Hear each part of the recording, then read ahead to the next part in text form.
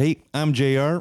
And I'm Mike from the 18 Over Par with Mike and JR podcast. Welcome to Season 4 of the pod, where we'll continue exploring the sights, stories, and sounds of golf on the prairies, where you'll find some of the most golf courses per capita of anywhere in the world, and maybe we'll even drink some more beer this season. That's right, JR. More beer.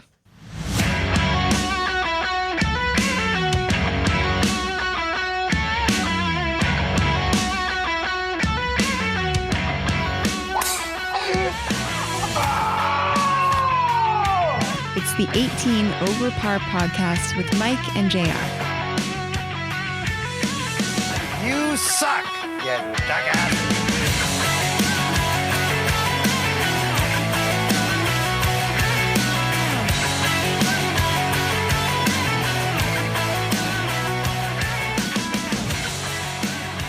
Welcome to 18 Over Par with Mike and JR, proudly presented by Bryce Matlashewski, who is an investment advisor with Endeavor Wealth Management, part of IA Private Wealth, and a member of the Canadian Investor Protection Fund.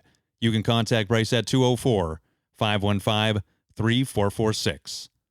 I'm JR, he's Mike, and today we're joined by one of the top hockey broadcasters in the country, Sean Reynolds.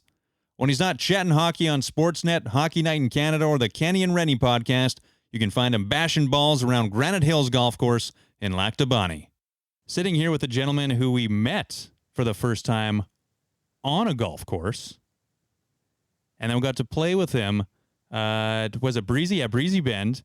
I believe it was the media day for the Canadian Women's.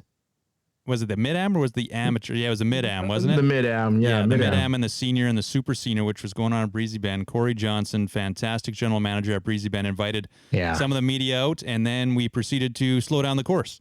Mm-hmm. But aside from that, it was great. Never been invited back to a media day since. Although we were invited to a media day, but it was, in short notice from Brian Munz at Golf Manitoba. So Munzy, you know what you did there. You know what you did, but we survived. We got out there, and then you came back. You were on the road for the NHL playoffs. So you came back and you played your first round with us, and it was my first round at Niagara. So we went out there with Terry James, and that was a blast, and we didn't really slow down the course too much. We played it up a little bit in the podcast with Terry James, but it was a great day out at Niagara for your first round. You were still slinging them pretty good. I mean, you can mash the ball, but we'll get into it a little bit later, talk about the mental game and how it's been a challenge for maybe both you and Mike as of late. But we want to give a couple shout-outs to start off the show, and the first is the legendary DQ Nick. He won the Breezy Bend Club Championship for his flight. So the 6 to 10 handicappers, DQ Nick, took it home in a 4-hole playoff. He actually missed a putt on the third playoff hole from within a foot to push it to a 4th playoff hole. He could have finished it up, but then he took it home on the 4th. So congratulations to DQ Nick. As well, Mike, longtime listener of the show from Oakwood. I know, Mike, you've played there, right? Played Oakwood? I have, yeah. Fantastic little track. Yeah. Very, very green. But Mike in the shop there, as well as his son, they've been listening for quite some time. They got a couple hats. So DM us. We got our hats on now for the pod. We are on Zoom. So you can check it out on YouTube if you want to see our tasty hats. And then you can DM us and maybe pick some up, and I'll even deliver it to you. Within personal reason, delivery. Within reason. There's always that caveat. Renny had to pick his hat up from me in the parking lot after our round at Niagara. So he did not get it delivered. But I'll say this, by the way, I wanted to wear it, but if anyone has seen me play golf anytime lately, I didn't want to be seen with the hat because I thought it could only bring you guys down. If someone associated my game with those great hats that you guys have, I didn't want to spoil it for you. So otherwise, I've got it upstairs. It's sitting in a glass case, ready to go. No, it's okay. We know some golfers who have a challenging time every now and then on the golf course, and they rep the 18 Over Par, so it's all right. It's all right. And I also got the blueberry. Excellent. TCB, baby. TCB, big sponsor of the Kenny Renny Pod, and a big sponsor. This one is Bryce Matlashewski. He's been with us. This is his 3rd season. We're in our 4th season now, and Bryce has been with us for 3 of them. He's an investment advisor with Endeavor Wealth Management, part of IA Private Wealth, and a member of the Canadian Investor Protection Fund. You can contact Bryce at 204 515-3446. We also have his lovely face in our beautiful link tree. Just go to our Facebook, Instagram, any of our social medias. I think we're on X. We might even still be on MySpace as well, YouTube. We got the link to our link tree there, and Bryce is the first link. So you can fax him, you can call him, you can text him, you can email him, you can see him at St. Chuck's, whatever you want to do. Bryce Matlashewski, he'll help you out and maybe even take you for a round at St. Charles. Maybe he'll take us out. Yeah, that would be nice. 3-4 years in the making. We'll see what happens, but we'll kick off the show. We'll get into it. So Renny, of course, from the Kenny and Renny fame, one of the top broadcasters in the country. We'd even say, would we put him above Jeff the Hammer Hamilton? Absolutely. Absolutely. Guys, I don't want the hammer coming down on me. Don't point him in my direction. That's the last thing I need. Yeah. But a Manitoba boy. And how did you end up getting into golf? Well, I was born in the Pinawa Hospital, grew up in Pinawa, Manitoba, which was just like an 80s yuppies dream, right? Like they've got this great pool there. They've got these great tennis courts. I took sailing lessons when I was younger. You know, you had all these nuclear physicists because of AECL, Atomic Energy of Canada Limited. Right. You had all these nuclear physicists from all over the world showing up there. And so grew up in the middle of nowhere, basically, in this extremely multicultural town. And one of the things that they needed to do to draw the kind of workers that they needed there was make sure that they had the amenities that they wanted. So you really had this kind of country club lifestyle, and that included the Pinawa golf course. So it was pretty hard to grow up in Pinawa without getting membership and going out and playing. So all my buddies from Pinawa, we did, every once in a while we'll do a golf trip. Did one of those earlier this year. Always great to get together with those guys. So it was hard. If you had any ounce of athleticism and grew up in the town of Pinawa, you were going to be swinging golf sticks at some point. Was there other sports that you ended up playing first, or were you kind of, you talking about athletes? Pretty sure you're probably the quintessential athlete growing up. Were your parents, were they gym teachers? Were they both teachers? Yeah, both my parents were gym teachers, and both of them athletic in their own right. And you just had, like, my old man was one of these guys who, he introduced me to absolutely everything. But I was the kind of kid who bugged him to play everything. So when I was a teenager, I was begging him to drive me to play tackle football. So I was the quarterback of the Lockport Cowboys at one time, and played baseball. And, he was this kind of guy that, hey, Dad, I need a home run swing for a little bit. And so he'd say, okay, he'd take me outside. He'd stand up a step ladder, and he'd put a piece of wood in front of it, like a big piece of plywood, and he'd throw from behind it so I wouldn't beat him. At one point we moved to Lactabani, and we had 2 acres there and a big yard. So he'd just toss balls, and I'd hit it, and he'd be like, you got to drop your shoulder a little bit. You got to move that elbow, all those kind of things. And so I was lucky with them that it was just, I was really interested in sports. They were really interested in teaching me. They kind of showed me everything about it. My dad had the keys to the gym, so I'd be going to Lactabon at senior school, and I'd be spending every moment I had in there. I believe I was the only person in Lactabon at senior school to win the Athlete of the Year all 6 years that I was there, from grade 7 through grade 12. So it was, hockey was my primary sport, but the big four are hockey, baseball, football, basketball. We won the provincial championship in Lactabani, and basketball, cross country, track, all those different things. If there was not an athletic endeavor that was offered that I didn't take part in. I won a Pinawa Tennis Club championship at one point for my age when I was younger. And like I said, the one I think that really sticks out in my mind is like boating lessons. Like you'd have regattas, you'd like show up and you'd be racing boats against all the other kids in your town. So, it's a quieter part of Eastman, although most people seem to know someone who's got a cabin out in Lactabani. But the opportunities in the 80s and 90s to grow up athletically out in that area, and all the coaches who took part in those areas. It was a great place to grow up as a kid and have the opportunity to do pretty much anything that you wanted to do. And I just go back to, that Pinawa golf course. It was a 9-hole golf course when I was growing up, 18 now.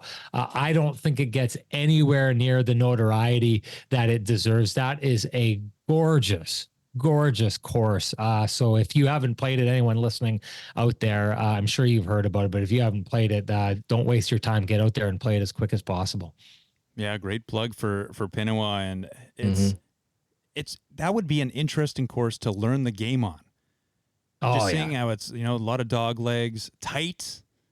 Like if you're maybe a meter off or a few yards off course, like you're hitting the Canadian Shield and your ball's bouncing somewhere. You got people floating down the river, the Pinawa Channel. Yeah, there's a lot of stuff going on. Yeah. And we're like really kind of shaped to the land around there, and you're smack dab. Well, not smack dab. That's the Winnipeg River is the dividing point between geologically between the Canadian Plains and the Canadian Shield, right? So it goes from being farm fields to just rock and wood and outcrops everywhere. And so they really needed to shape that course around just the rock that's there. And just, so, they did a really good job. I don't know anything about the people who went in there and put that course in, but boy, they did a really good job of kind of letting the terrain dictate what the course would look like. And it just it's made just a gorgeous, beautiful course. Yeah. Mm-hmm. Well, hearing just kind of the athlete you are and were, is that maybe what makes golf so frustrating to you? Oh, yeah. Entirely. Since we talked about it, because you guys saw me in action, what I'm dealing with, the frustrations that I'm dealing with when we went out. Yeah, but you can hit the ball, man. Like you can hit the ball, you can play the game. Well, so the thing about golf is all you need to do is get that one or two shot. You hit a ball pure, and that keeps you coming back. And the one thing that I can do is every once in a while when things line up and I hit the ball, I know I hit it far enough and impressive enough. I've been out with enough people that they're like, holy smokes. But it's just that's what keeps you coming back. But like I've been doing this for too long and slowly getting worse over the years. I've been doing it for too long not to realize how bad I am at the game, regardless of every once in a while. Hey, we played Niagara. The next game I went out and we were playing Granite Hills, and I was playing with two people that I didn't know, and Jay Bell from the Winnipeg Free Press Sports Department, great guy, and two friends of his. And we went out and he introduced me to these guys. And after the first 3 holes, after I'd been telling them, I'm not that good of a player, they thought I was a carpetbagger. Like I went this first 3 holes and I'm bombing the ball and I was hitting things straight and I was putting well and I was chipping nice. And I think I parred 2 of the first 3 holes and had a bogey on one of them. And it was very close to starting off with 3 straight pars. And the one guy says to me, like, I feel like we're getting duped here. And I said, just wait. And then within 2 holes, everything fell apart. And by the end of it, it was just like hit the ball, watch it disappear in the woods, drop a ball, hit it again, watch it disappear in the woods, drop it again. I'm walking off with like 10s and 12s. And I just, you had mentioned the mental part of the game. That is one area where like my mind is a very good friend of mine when I'm playing other sports, but when I'm playing the game of golf, my mind is just absolutely my worst enemy.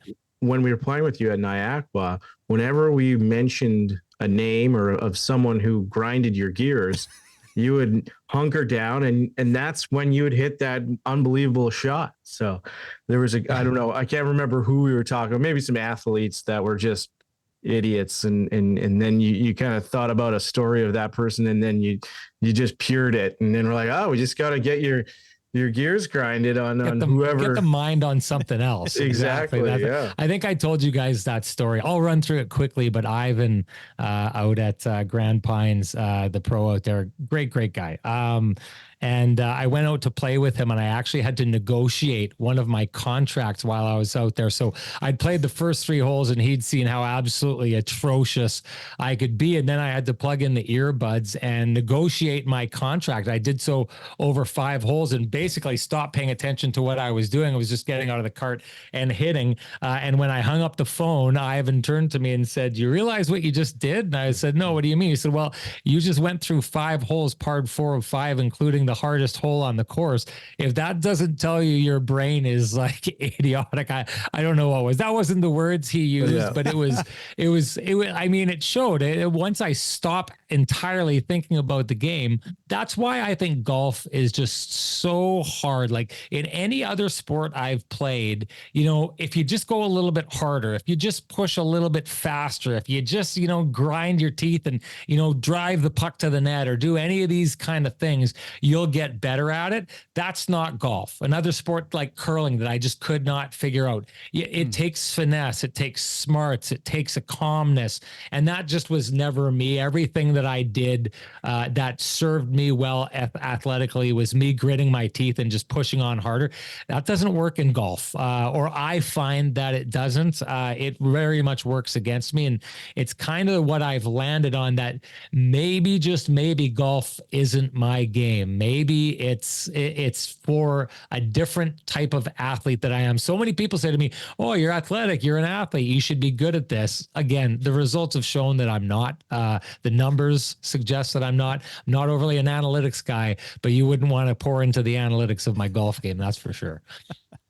It would be interesting, though, to see, especially, you know, talking about the mental side of things, to see if there's just something that can take your mind off it and distract you for a bit, to see. I mean, obviously the proof is in the pudding. As Mike said, we've seen it. Ivan at Grand Pines has seen it. So maybe there's something to that. But again, golf is a fickle game. I know Mike's going through a tough little stretch right now. Mike, if you want to touch on that for a bit, if you feel willing to share your struggles with this lovely game of golf recently.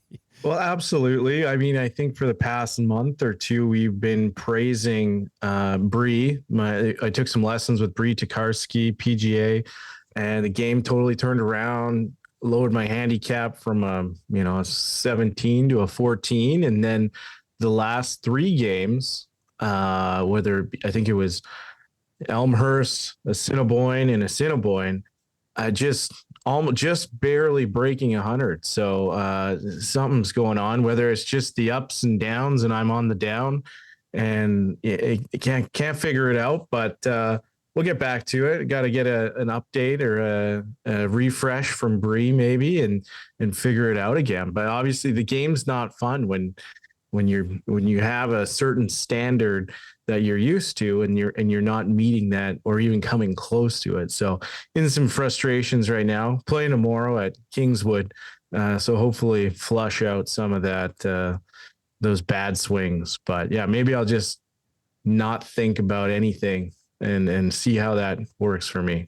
Well, the proof's in the pudding with Renny here, so maybe try it out. Get your mind off things. I am Listen playing with my podcast. boss. I'm playing with my boss, so I'll have to renegotiate my contract. There you go. That's the stuff. Yeah. That was an incredible story. Renegotiating or negotiating your contract while on the golf course. Yeah. And making pars. So, Not too many people can say that. We take a quick break to hear from Bryce Madlaszewski, who is an investment advisor with Endeavor Wealth Management, part of IA Private Wealth, and a member of the Canadian Investor Protection Fund. So, Bryce, could you let us know what the difference is between a RRSP versus a TFSA? Yeah, there's a lot of confusion with these two tools. They're both great, but in a lot of instances, they're very opposite of each other. With a TFSA, you're dealing with post-tax money, meaning you won't get a tax break when you make the initial contribution. But on that token, you won't be taxed on any gains that happen inside that tax-free savings account. An RRSP, on the other hand, you're dealing with pre-tax money. You do get a tax break when you make that contribution. And however, all of the withdrawals that you make will be taxed in the future. So you can grow tax-free in the meantime inside of that structure, but inevitably have to pay taxes to CRA when you draw down that account. Is there a recommendation if you're a newbie investor or someone that's new into wealth management that you suggest to go in one lane or the other, or do you try and do both at the same time? For most young people, a tax-free savings account is probably going to be the tool that you're going to want to maximize first. The reason for that is most younger people have a lower income, or they're going to anticipate having a higher income in the future. So you want to contribute to a tax-free savings account when your income is lower, or you anticipate your income is going to be higher in the future. At that same token, you're going to want to save your RSP room until you're in a higher tax bracket. That way, when you are making contributions, it helps offset that higher tax that you're paying and helps reduce your overall tax bill. That was Bryce Malashewski, who is an investment advisor with Endeavor Wealth Management, part of IA Private Wealth, and a member of the Canadian Investor Protection Fund. You can contact Bryce at 204-515-3446.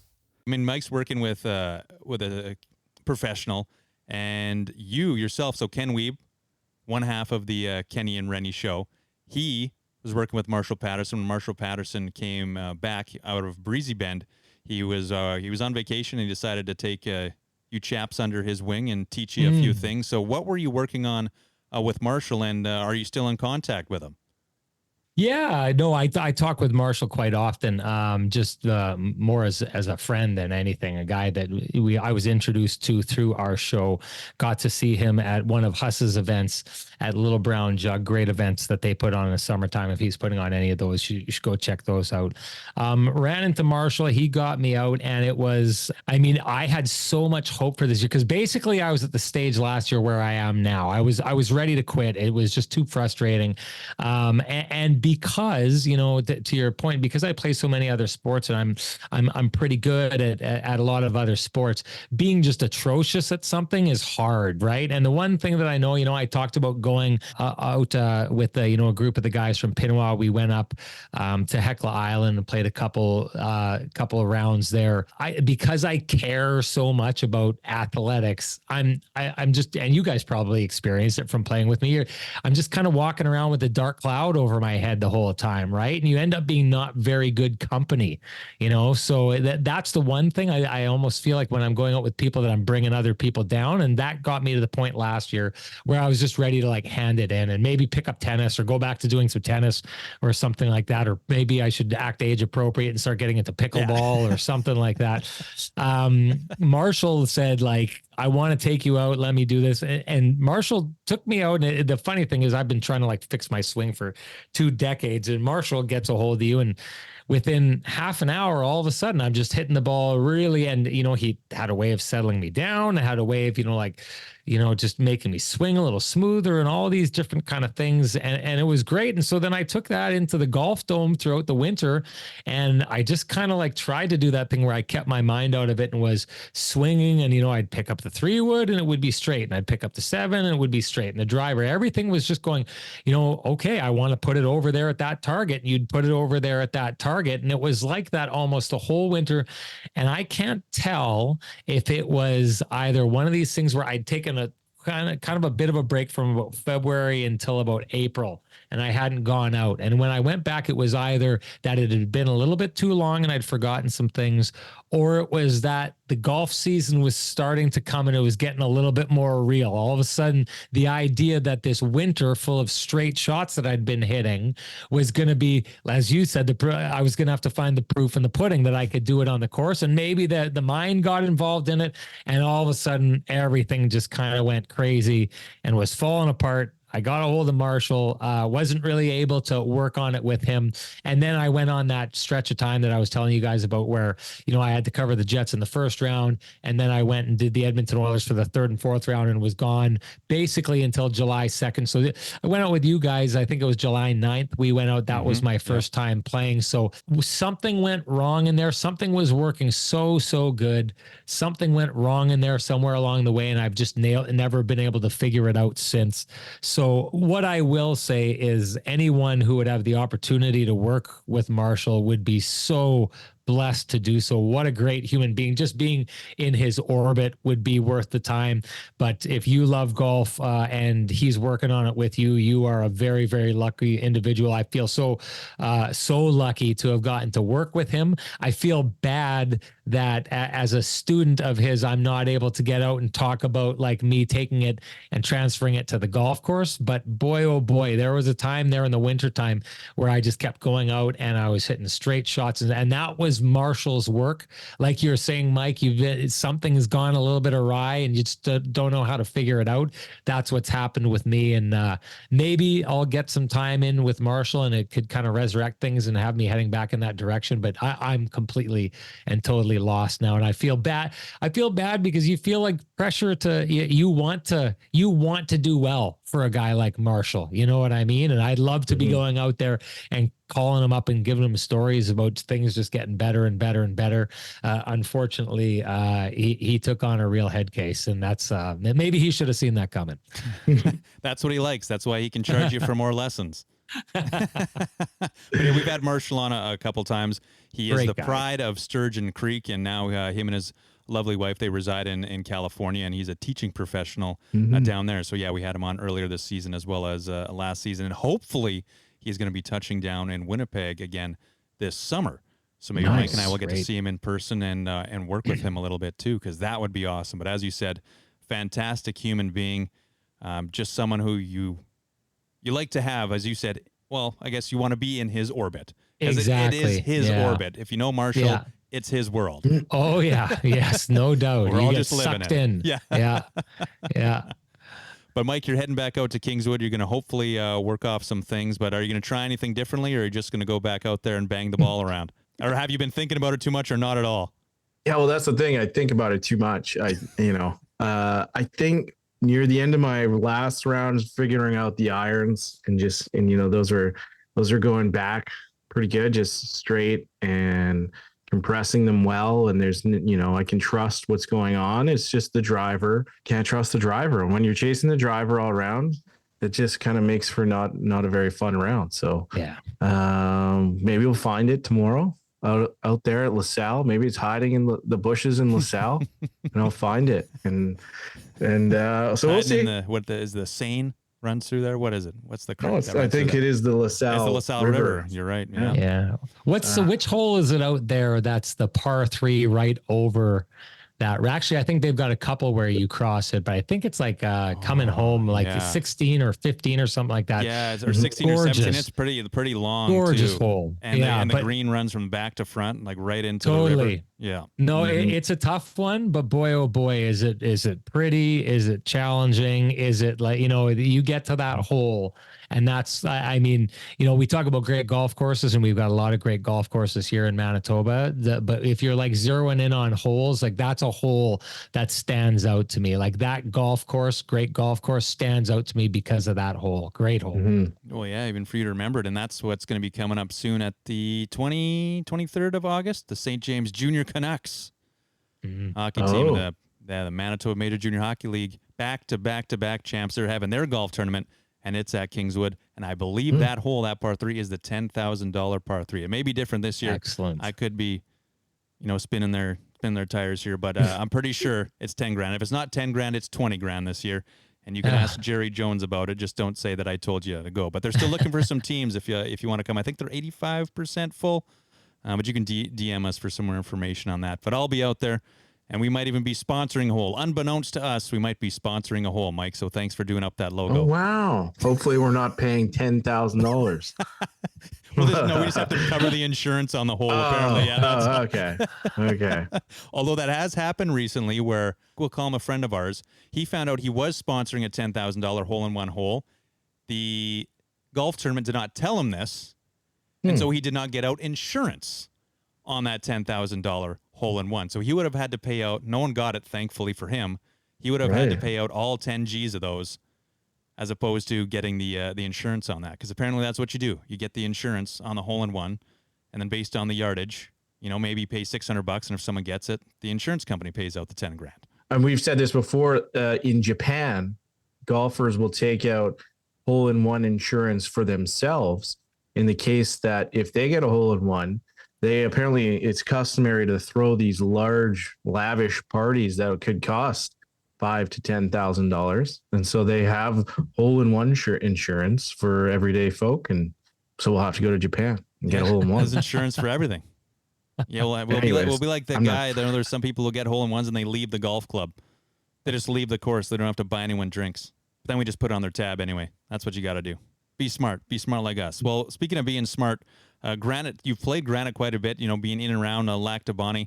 How many balls, if you haven't played, how many balls are you bringing out to Granite? Because it is also tight. They had the mid-am there maybe 1 or 2 years ago, and there weren't very many people shooting low. It's tight. It's tough. Kind of similar to Pinawa. I think Granite's a bit longer than Pinawa, but how many balls are you bringing out there to Granite? I wouldn't even know because I have my bag like, woe the caddy who would ever have to carry my bag because it is so stuffed with balls and I've got them tiered. You know what I mean? The harder course I play, the worse balls I'll play with it because I know I'm going to be losing them. So I have no idea. That day that I'm talking about, I that I went out there, I know I lost 4 balls on one hole. So yeah, it's a lot. But yeah, great course. Not just tight, not just narrow, but like a real thinker's course too, right? Like that's the one thing I've always found about that course is you can't just go out and just hit and move on. Like you really got to be looking, you got to be over on the third, left side of the fairway on this one, or, the third right or whatever it is. But it really is one of those courses that if you've played it a number of times, you really have an advantage over everybody else. So that one, that's another course, coming from that pit. I talked about Pinawa, but Granite Hills, Lactabani course, they've got Black Bear out there as well. But that Granite Hills to me is just an absolute gem. They've got that one hole that is supposed to be a replication of, I don't know if it's like 18. Yeah, 18 at Pebble. Pebble, yeah. Yeah, but it's just like, that is a gorgeous course, and I'm really proud of that area. Grew up in that area, graduated from high school out there, still go out there all the time. All my family lives out there. I got a lot of pride in coming from Lactabani and having that course, because it wasn't there when I graduated from high school. It came along afterwards, but gorgeous course. Another one, if you haven't checked out Granite, it just may be, in my opinion, is the best course, the nicest course in all of Manitoba. There you go, bold words. So, in other words, take out your worst balls and take out a bunch of them if you're going to play Granite and you haven't played it before. The thing is with Granite, for me, don't want to dive too deep into Granite, but the first hole is not a very welcoming hole. It's fun, but it's like you got to start your day on a downhill dog leg left with woods pretty much straight in front of you. It's like, what am I hitting off this hole? As you mentioned, you got to think through the course. The very first hole is unforgiving, where it's you got to bring your game right off the top. A blind shot too, right? Like you can't see the landing area for your ball, and the landing area. I mean, that's basically the start of it. Is the starting marshal basically says to you, yeah, I know you think you should hit it here. Do not hit it there. You need to hit it here. And by having to hit it there, you're bringing the woods into play and all those different kind of things. So it's like you said, not a welcoming start. It's basically that hole just sounds off on exactly what you've got coming towards you that day. It's tough. It's a thinker's course. It's a challenge. But I mean, for those golfers that love a challenge and love the beautiful surroundings in the meantime, it's great. Just don't go in the bush. Lots of poison ivy. Well, you're a man that, I mean, I guess, talking about how you're banging some balls in the bush there, you always seem to find 1 or 2 when you're in there, and usually it's yours. Just a lot of practice. Oh, well, so one thing I have is, and I think you guys notice that, like, I can see a ball a million miles away. So for the most part, if I'm with people, I'll be able to say, you see that the 2 trees in a V there, and there's, a little tree, a little bushel up about 8 feet ahead of that. Your ball went in right there, and it's probably only about 2 feet in there. And I can see that from 300 yards away, and they'll walk in and it'll be right there. So listen, when you've had to search for as many balls as I've had to, that's a survival technique in itself. I would have ran myself out of the financial ability to play the game all these years if I had not had the vision to see just where I'm putting that ball in the bush. You certainly found a few of my balls that day. I know that. And I am terrible for seeing or actually landmarking where my ball goes. So It's one of those things. I mean, in a sport of etiquette, and because, like I said, I feel like quite often I'm the dark clouds guy when I'm there. I feel like it's the least I can do. You know what I mean? If I'm going to bring all this negative energy to your foursome, if I can find 3 of your balls on the way through the round, then I feel like I'm in some way trying to give back. No, I think you're too hard on yourself. I didn't find that at all. Certainly are. Yeah, it was a you're delight. in your own head on that. How many people did we almost kill at Nyackwa, and you were still fine? Oh, you never mentioned it, or I guess you probably talked about it on that about the guy who got that was great, eh? It was almost close to being really great. Yeah. We got served after we yelled for all round. Legalities. It's all good. Yeah. Right. Shouldn't have been standing there. We figured it out. True. Well, when you are on the road, covering the NHL beat, and maybe we'll touch on how you got into that. But do you bring your golf clubs with you at all, or is it just strictly business when you're on the road? For me, it's strictly business. Like when I used to call games with Bob Cole would always bring his sticks down, and my partner Ken Weeb is always bringing his sticks down. If I could get myself into a place with my game where I had like any sense of pride in my game, I probably would, to be honest. I mean, that's one of the things is you get to go to these really great places, and you get to go in places where there's golf year round, because I'm partners with Ken, and Ken is just so invested in golf and just such a great resource, and a guy who just loves the game like crazy, and that enthusiasm can kind of spill over, and he knows all these different places, and because he's got this enthusiasm, these people down in Dallas know who he is at this course, and people down in Arizona know who he is. So Ken opens up a lot of doors. If I could get to a place where it would be worth it for me to walk through those doors, I think I would start doing that. But as of right now, it hasn't been something that I've really done. So you're on the Kenny and Renny. Well, I mentioned Ken Weeb. You're riding with him in that, and also on Sportsnet. But how did you end up getting into the broadcasting world? I'll try and go through it as quick as I can. Coming from Lac du Bonnet, it can seem like a town that is like really, really far away from doing anything other than, working for Hydro, which is a great employer out there. And a lot of my good buddies work for Hydro, and it's a great lifestyle. And I just knew that wasn't going to be for me. And so I was going to be a phys ed teacher. I actually was. I student taught in St. Norbert Collegiate. And then I just kind of found that, my dad was this legendary teacher in Lac du Bonnet, and the kind of guy who just like the community, he meant so much to the community that when he passed away, they painted his name into the ice. And so everyone who played a hockey game that year, there was a memorial or a memoriam for my dad, Chuck Reynolds, right? He was just this huge figure. And I remember, my teacher when I was at St. Norbert Collegiate, his name was Dennis Marinelli, great guy. And it was my first day, and we were walking around, and he said, "So where are you from?" And I said, "Oh, I'm from Lac du Bonnet." And he said, "Oh my God, do you know Chuck Reynolds?" And I said, "Well, that's my dad." And he was like, "Your dad is Chuck Reynolds?" And then he started telling all these stories, because everyone had a story about my dad. And it just kind of felt after a while like I was going into something that, like, I don't know, I shouldn't have seen it as trying to fill his shoes. But I don't know why, but it felt like that to me. And those just were shoes I was never going to be able to possibly fill.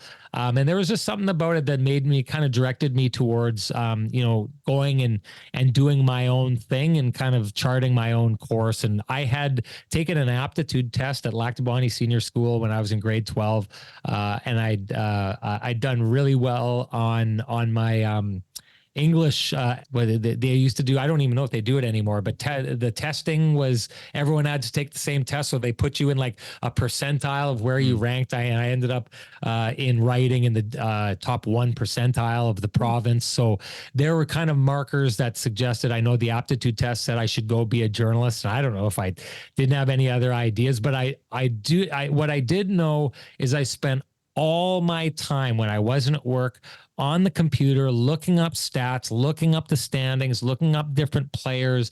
You know, if you needed me to reel off the top 20 scorers in the NHL, I could do it in order, and I could do it like that. And I could kind of give you a breakdown of every team. And I was starting to notice that, you know, I remember I saw the Buffalo Sabres coming around 2004 and the Carolina Hurricanes and teams like that. I remember people were like, you're crazy. The Buffalo Sabres aren't doing anything. And, you know, they ended up turning into a pretty good team at that time. Those two teams that year went to the conference finals in the East, and Carolina ended up going. So that was 2006. Carolina ended up going and winning the cup that year. And I just had so many people all the time. We'd be out drinking at a bar, and I'd be doing my little spiel about hockey.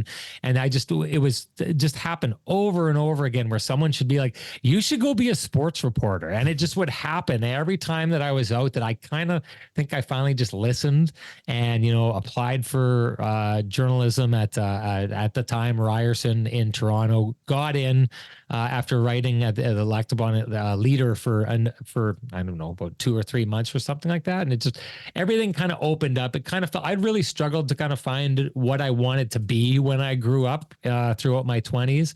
And when I started down that path, everything just seemed to click and lock into place and fit. And it just seemed like every challenge that was put ahead of me, I just, you know, did really well at it. So I think I found my fit. I don't know if it was by accident or if sometimes it just takes time for us to recognize the path that's laid out in front of us, but that's kind of how I got there. And now one of the top in the country, right above Jeff the Hammer Hamilton.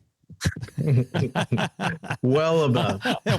I'm gonna call him after this and let him know that the rankings have been updated. Yeah.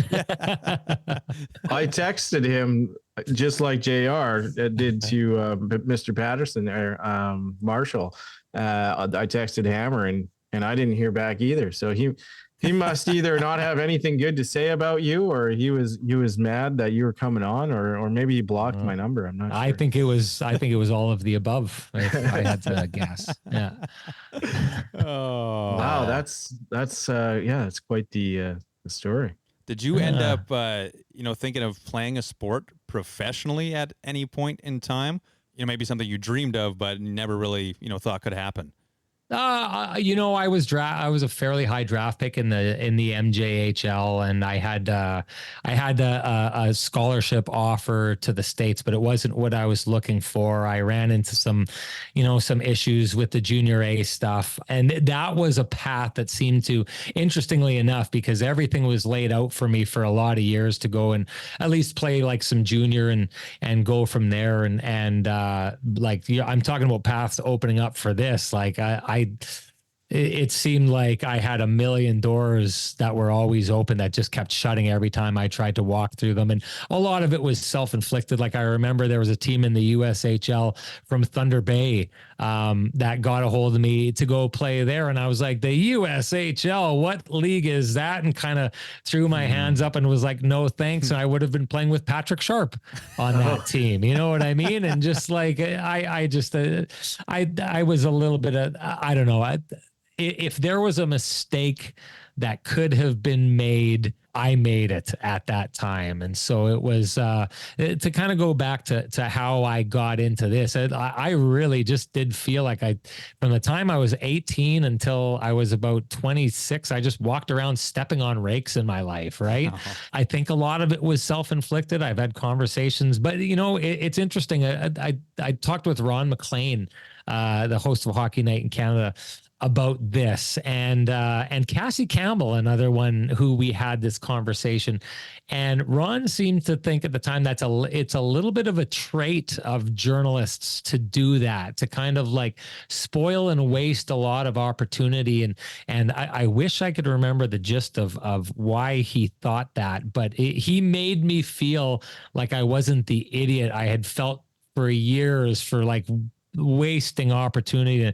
I used to describe it, so I still describe it as like there wasn't an opportunity I had that I wouldn't spit in the face of. Like I didn't just mess it up, like I thumbed my nose at it, and it just so Yeah, so it was to get to the spot where I am now and to have things kind of open up. Maybe it took years of thumbing my nose at opportunities and luckily not doing it to the right opportunities to kind of get to a place where I'm like, well, this isn't working. Maybe I need to be a lot more appreciative and put a certain standard into what I'm doing to chase it down. And maybe that's why things went so well when I got into this, because, you know, I do know once I got into Ryerson, I was so appreciative of it, and I went there and it was just it just felt really normal to throw everything you had into it. So, and that's, I hope that I've reflected that in my career since. Certainly say so. And I mean, you're talking with a longtime Jets season ticket holder, that being Mike. I'm sure maybe we'll let you answer the question, but for a journalist, a broadcaster, sports reporter, is covering, say, your hometown team, is that the dream? I'm in Winnipeg. I know that because my wife grew up a block and a half from here, right? I live in North Kildonan. The one thing I've found, I was bugging both you guys about it when we went and played our round of golf, but I've always thought of Winnipeg as a collection of small towns in every area, and kind of people don't, you know, like my wife's still really good friends with all her high school friends, and they're kind of the people that she mostly hangs out with, and most of them don't live too far from here or from where they grew up. And I always bug St. James folks because they seem to be, they and the people from Transcona seem to be the most insular. But my joke with St. James people is they always get down, unless they're going to a Jets game, they get down to Polo Park and they take a look down Portage Avenue and they're like, forget it. I don't need to go down there. Right. Like they don't want to go anywhere like that. So I'm back because it was really, really hard to get my wife moving. We were pretty involved by the time I was going to school. I went to Toronto. I started working for Sportsnet. That was my first job out of school. I didn't think I was coming back. I came back for her essentially, and then my path started opening up here. So by no means did I set out to be, you know, a sports reporter or the Hockey Night in Canada guy for the Winnipeg Jets. It's another one of those things where like I'm not overly spiritual, and I don't know how much I believe in fate, but if there is fate sure intended to have me here, because there's like so many things that just kept opening up for me to go this path, that it's kind of hard to think that it was destined to be any other way for me. And now you're on a podcast talking to a couple hackers. So congratulations. Yeah. I was going to say, JR, you sound like, what's his name? Howard Stern. Your voice is a dead ringer for Howard Stern. Have you never heard that before? No, I haven't. Have you seen those little things on the internet where a guy will go and he'll say like, I'm going to ruin a song for you by like, close your eyes. And have you seen those before? And then it's like, it'll be this guy singing, and then all of a sudden they'll show Howie Mandel, and you'll be like, it does sound like Howie Mandel, right? Well, I think that if I close my eyes and all of a sudden I'm listening to the Howard Stern show, but I'm listening to the 18 Over Par podcast. You just ruined Howard Stern for me. Now I'm just gonna think it's JR. No, Mike. No. It should elevate the experience for you. Oh my goodness. Well, JR was, you know, you went to school for broadcasting and you were in radio for many years there, so you're not coming out of it with no experience like myself. But hey, we did the fashion show at high school together, so we emceed a fashion show. There you go. You got some credibility. I'm just here. Obviously an upsetting finish to the season, the playoffs last year. Happy to make the playoffs. Seems like we're a little bit, you know, at the going into last season, we're like, oh, what's gonna happen? And then sure enough, they did, you know, very well, and then made the playoffs. Didn't do very well in the playoffs. I think everyone's critical of their home sports team, but you know, things this off season, the report card doesn't look very, very great. That's for sure. And would love to get your take, your own report card on the Jets off season this summer. Well, it seems that all the things they set out to do, they didn't accomplish any of those things, right? And some of them, the grades are pending because we need to see what they're going to do with Rucker McGroarty and Nick Ehlers' situation. I mean, I can tell you this, like when I go to the draft and when I go to the cup final and you talk to with a lot of the national media and, a lot of the guys who are like the insiders, all of them were expecting Rucker and McGroarty to be gone before the draft, right? Like they thought that situation, I think a lot of them thought that situation needed to be taken care of. The one thing we know about Kevin Cheveldayoff is like you can hold his feet to the fire forever. Those feet are made of porcelain, right? Like they are not burning. But that said, I take a look at a guy like Nick Ehlers and I think at some point they have to solve this because unless, and we've seen him pull a lot of rabbits out of the hat. And I do know that the Jets are intent on, at this stage, not giving up on Rutger McGroarty. I can tell you that. I know that they believe that the door is not closed entirely on that. And they want to pull off what they did with Connor Hellebuck and Mark Scheifele and all those people who, like, I know we took a little bit of a beating because a lot of us said Mark Scheifele was gone and people had said, oh, it shows these guys don't know anything. Like, I can tell you, Andrew Kopp is really good friends with Mark Scheifele, and he told me this story, how he went into a leadership meeting in Detroit and he came out and all his teammates, I think I told you guys this story, his teammates were saying, hey, Scheifele just locked down long-term with the Jets, and he thought they were playing a trick on him because he talks with Mark Scheifele every day, and Mark Scheifele had said he was leaving, like they were gone, and then all of a sudden he went into a meeting and came out, and Scheifele was like, he said he finally picked up his phone to check, and he'd had like 7 messages from Scheifele saying, hey, I ended up staying. So this is an example of Kevin Cheveldayoff taking something that was not supposed to happen and making it happen, right? He's very good at pulling rabbits out of hats. So maybe he still does it with Nikolai Ehlers. Maybe he still does it with Rutger McGroarty, but both of those are dwindling assets. And if he doesn't move them, I don't think Winnipeg is the kind of place where you can really lose Nicky Ehlers, playing one more year and then walking away into unrestricted free agency. Like, assets are too hard to come by because all you can basically do in Winnipeg is draft them or trade for them, and you need basically to get tradable assets through the draft to make those trades. And people don't come here through unrestricted free agency. We've seen that this summer. We've seen it previous summers. We've seen it the entire time. So I don't think they can let him go without nothing. That said, I don't necessarily think it's a terrible thing that they struck out where they wanted to strike out, because I think they were intent on going down this road, and they've talked about how they want to compete year after year after year. I don't think it's a bad thing to roll over and bring young guys in, right? I don't think it's a bad idea to give a guy like Brad Lambert an opportunity, or Chibrikov, or so on and so forth, and bring those players in. Now, I will tell you, if that's the way the Jets go, and it sure sounds, Scott Arniel makes it sound like that's what's going to happen this year, you should expect the Winnipeg Jets to take a step back, because bringing young players into your lineup means that you are going to get worse before you get better, especially if you're bringing in 2 or 3 or 4. That's just too much of your lineup that is going to be learning on the fly. But all that said, sometimes you got to take a step back to take a step forward, or 2 steps forward. And so I don't think it's a terrible thing for the Jets. I just think if I'm a Jets fan, I'm more along the lines of thinking of, don't expect to be in 4th place at the end of the year this year. Maybe expect to drop to the point that, making the playoffs is a little bit dicey, or you may even end up on the wrong side of the playoff line. I, as a hockey fan, was entirely okay with watching young, gritty, exciting teams fight for the playoffs and not make it. I was okay with that. I actually really enjoyed that. I think Jets fans would as well. But the one thing I will say, last year, the Jets came into the season with this philosophy that they were going to compete every single year and they were going to be like the Boston Bruins. They did not execute that philosophy this offseason. This offseason, they struck out, swung and missed on pretty much everything they were trying to do, and are being forced to go kind of in a path that they basically last year said they weren't going to take. I guess your hand just gets forced in that situation, right? I mean, there's not much you can do. You mentioned unrestricted free agency. You see it time and time again. Players don't want to come here for whatever reason. Maybe they're not staying in Transcona or St. James, and maybe they should. I don't know.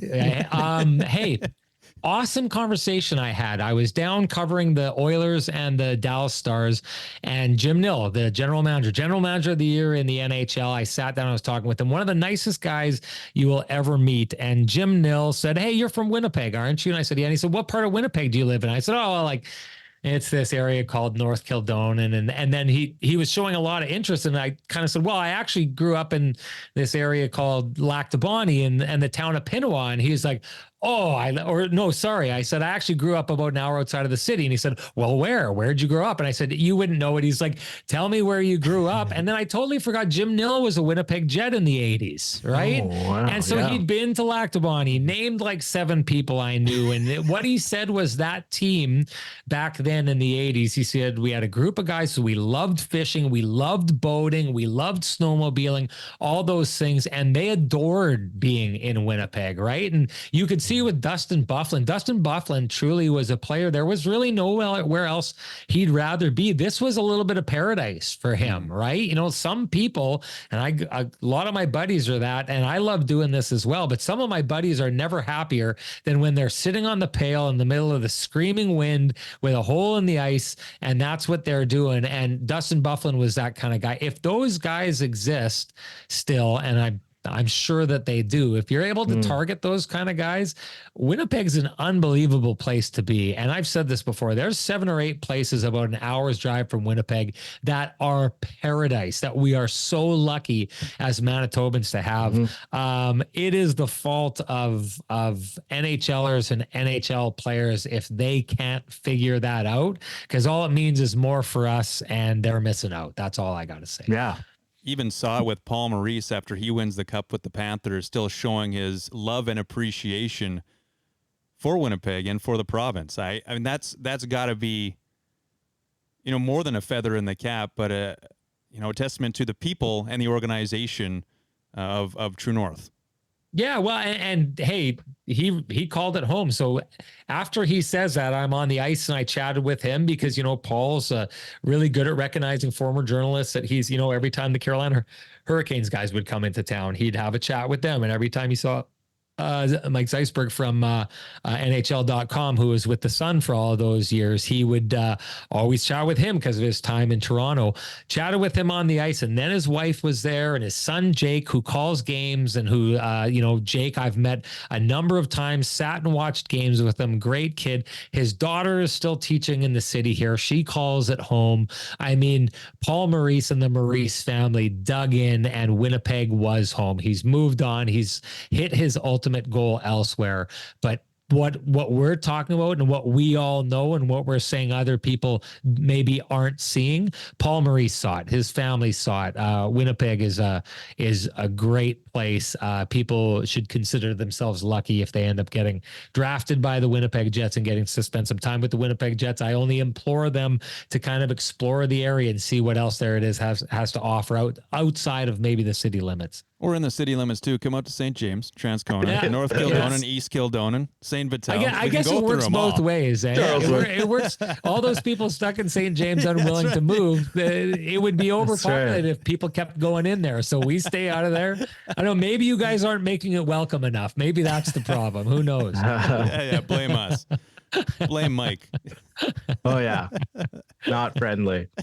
This is more of an off-ice question, and you know, to your point of holding Chevy's feet to the fire kind of thing, it seems like the Jets organization is very tight-lipped. Is that accurate as in compared to the other organizations in the league? I can only go by like my dealings with them. Absolutely. Like I can tell you, you know, yeah, you've heard Kevin Cheveldayoff say it before, you know, that like his draft list. I've tried to do, I thought it would be a really interesting story to kind of tell the story. I think this is fascinating. So the Jets get the team and they're throwing together an organization, right? Like a scouting staff and a GM and all these different kind of things.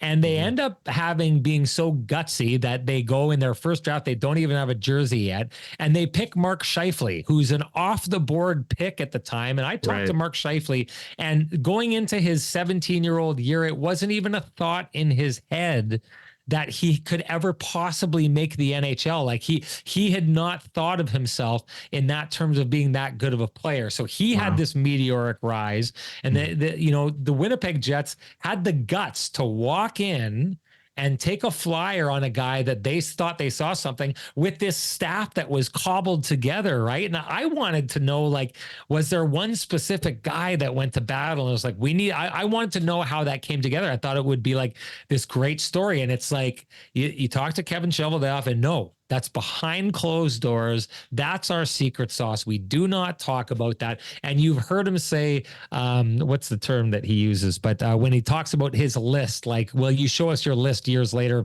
where you did, they took Mark Scheifele, what, 7th? Did they actually have him marked 4th or something like that? Who knows? But they wouldn't share that with you. And I remember going down and covering the Stars a number of years back, the year that 2019, the years the Blues won. I was covering the second round series.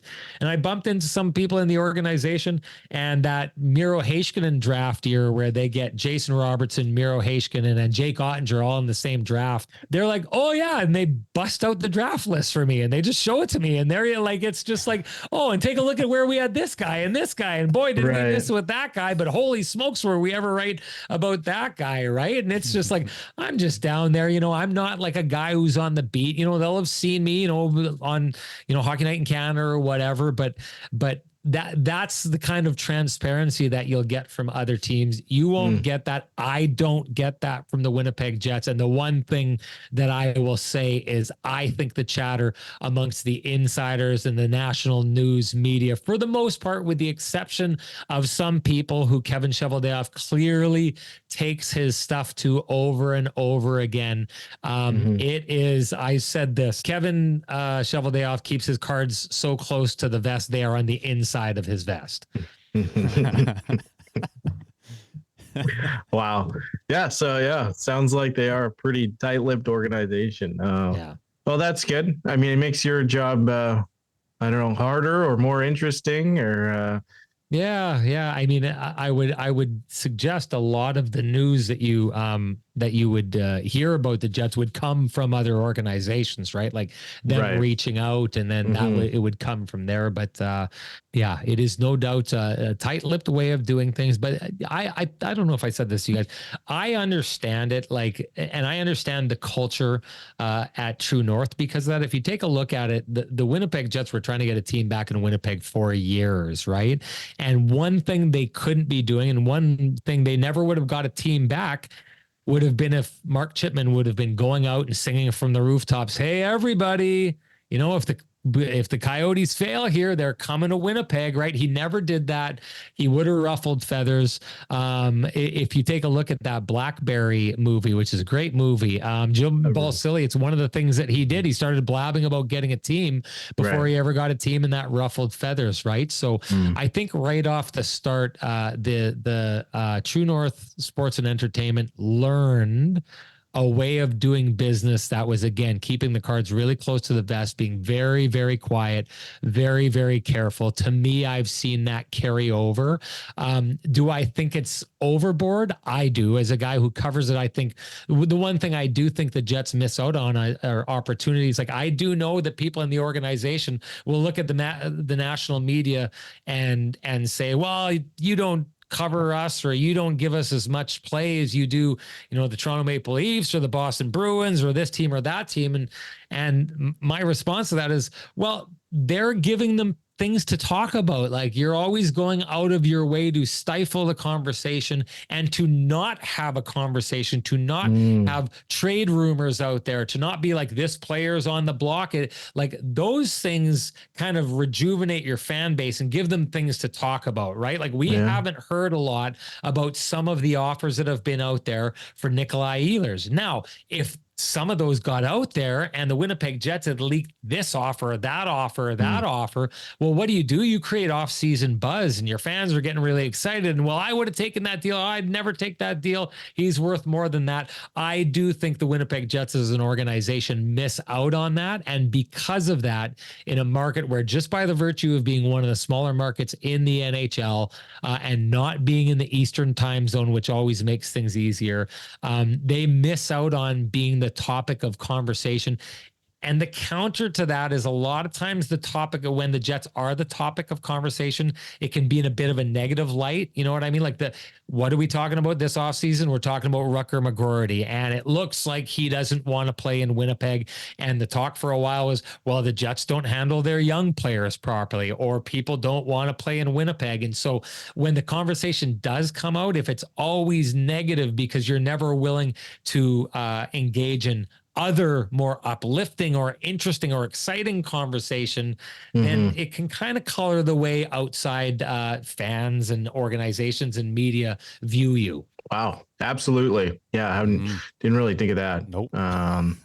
We heard some stuff out of, I guess, probably Carolina or whatever was going on with McGroarty there. And then you hear of teams finding that he's kind of saying the same things to them that he said to the Jets, and he wants more ice time. He feels entitled. He needs to play. He's not playing in the or the AHL and all these things. So you know, it almost makes it more difficult to trade him or find him another home. Well, 100%. 100% it is. And that's a tricky part. And I would suggest, I mean, I believe it's the first 3 rounds of the NHL draft this year. I don't believe a Canadian team takes an American player from the NCAA, because Rutger McGroarty's in the situation he is because the league he's coming out of, the NCAA, is different than any other league where they come in, where if they hold on for 4 years, that's it. Their time with their team is severed. So right. Rutger McGroarty's 2 years away from just becoming an unrestricted free agent and going wherever he wants to go, choosing whichever team he wants to go to. And Cutter Gauthier is a guy who got traded from the Philadelphia Flyers to the Anaheim Ducks. I think that played a role in that as well. So I do think right now what you're seeing is even a guy like Zeev Buium, who I had heard could go as high as 3rd in this draft this last year. I believe went 12th overall to the Minnesota Wild. I would not be surprised if one of the reasons for that is the Canadian teams that picked ahead are thinking, well, are we going to pick a guy who's going to try and muscle his way out of town? And if you are an NCAA player and you've got this advantage, well, if your stock is high and you feel like you can force your way out of town, and you feel that your agreement with your league and the NHL puts you in a position where not only can I go to the NHL, not only can I make millions, but I can kind of choose the scenario that works best for me, and I can kind of choose where I want to live and where I want to be. Most people will take the advantages that they have and they will press them, right? So I wouldn't be surprised if what we're seeing from Canadian teams is that they just don't want to be pressed on this. And so I said this a while ago. I think you're going to see the Winnipeg Jets. You saw it in this last draft. I think there's going to be a lot more of a focus on them from players out of Sweden, from players in the OHL, for the CHL in general. You can see that they've turned in that direction, which is another reason that I can tell you I've been saying for a while, I thought that this McGroarty situation was coming. And I think the way that the Jets have started drafting, because they used to be USHL heavy, right? Like Mason Appleton, Kyle Connor, and going out to the NCAA, Jacob Trouba. They used to be very, very USHL heavy and NCAA heavy. And their draft record the last little while shows that they've taken a turn on that. Well, especially with, like you do mention Sweden and Finland as well. So getting a lot of the Europeans in there. And sometimes you hear people, harp on that. Well, how come we didn't pick this guy? How come we didn't pick that guy? And I think there's a reason right there. You just mentioned it. Yeah. I do think we're again that you know what, if he finds his way into staying and locking down with the Minnesota Wild, I think Jets fans, them being our closest regional rivalry and maybe the greatest rivalry of the Winnipeg Jets, I think they're going to look and see this Zeev William if he locks down there and be like, oh my goodness, we got to deal with this guy for the next 7 years. Really good player, really talented. Could look back and see that guy's the steal of the draft. And to the point that you just made, I don't know that he's in that spot and available in that spot if the things we're seeing from Rutger McGroarty and Cutter Gauthier and players like that hadn't been happening. Mm-hmm. Tough for a broadcaster just because he has a tough name to read. Yeah. Hey man, I had it Zeev William for a while. Apparently it's Zeev William. So yeah, that's randomly. We get a lot wrong. How do you some of those tough names? How do you find out how to even say them properly? Do you find out from the player, or even sometimes it seems like the player will say, no, these guys are saying my name wrong. Well, you get a guy like Joel Armia, and we all called him Joel Armia for years. And when you asked him, he'd say that was his name, right? And even I can tell you this, I've got a lot of Finnish contacts, and it's an interesting language. I think it's got a sister language, and then they're anthropologically, there's no other languages like it, I think. So they're both rooted in something.